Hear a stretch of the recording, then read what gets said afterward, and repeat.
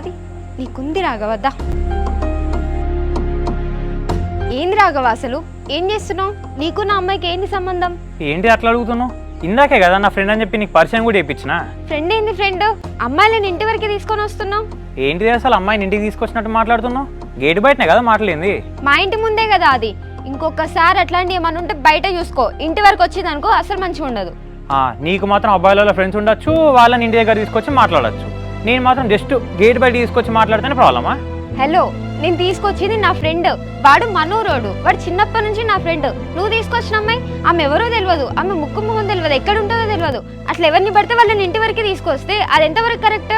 ఇదంతా కాదు. నువ్వు ఒక అమ్మాయి అయి ఉండి ఒక అబ్బాయిని ఫ్రెండ్ అని చెప్పి ఇంటి దాకా తీసుకొస్తే తప్పులేదు, కానీ నేను జస్ట్ ఒక అమ్మాయిని గేట్ అవతల తీసుకొచ్చి మాట్లాడితేనే తప్పు అనుకుంటారు జనాలందరూ. అవును, బరాబర్ తప్పుగా అనుకుంటారు.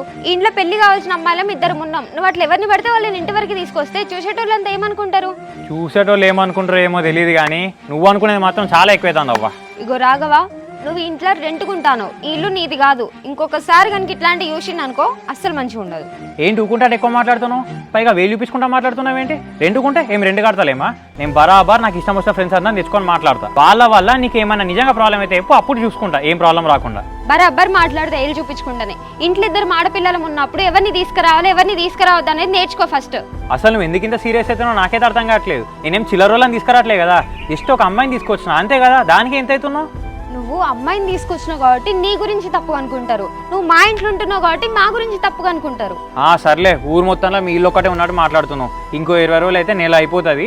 ఈ నెల రెంట్ 1000 రూపాయలు మీ ముఖాన కొట్టి మేమే వేరే ఇంటికి వెళ్ళిపోతాం. పో, ఎవరిని బెదిరిస్తున్నావు? పెద్ద నువ్వు ఇచ్చే 1000 రూపాయలతో మా ఫ్యామిలీ అంతా బతికినట్టు చేస్తున్నావు. ఇట్లా చిల్లర పనులు చేసేటోళ్ళని మా ఇంట్లో పెట్టుకుంటే మా పరుగు పోతుంది. అయినా జస్ట్ ఒక అమ్మాయి ఇంటికి వచ్చినందుకు ఇంతగానం గొడవ పెట్టుకుంటున్నావు అంటే చిల్లరగా ఆలోచించే నేను కాదు నువ్వు. నన్ను చిల్లర అంటావా? మా నాన్న రాని, మా నాన్న వచ్చినాక నీ సంగతి చెప్తా. ఏంది నువ్వు చెప్పేది? గట్టిగా మాట్లాడితే ఇప్పుడే ఖాళీ చేసి వెళ్ళిపోతా.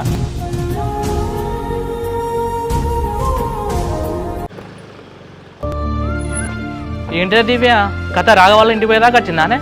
అట్లేం లేదు హరి, ఇంట్లో బోర్ కొడుతుంది, నువ్వు లేవు కదా, అందుకే అట్లా పోయి మాట్లాడేసి వచ్చినా. సరే కానీ పిల్లగాడు మంచోడేనా? ఎక్కడ మరి వాళ్ళ ఇల్లు? రాఘవ వాళ్ళది పక్కగాలినే, చాలా మంచి అబ్బాయి. అక్కడ కిరాయికి ఉంటున్నారు వాళ్ళు. అవునా? వాళ్ళు ఓన్ హౌస్ కాదా? కిరాయికే ఉంటారా వాళ్ళు?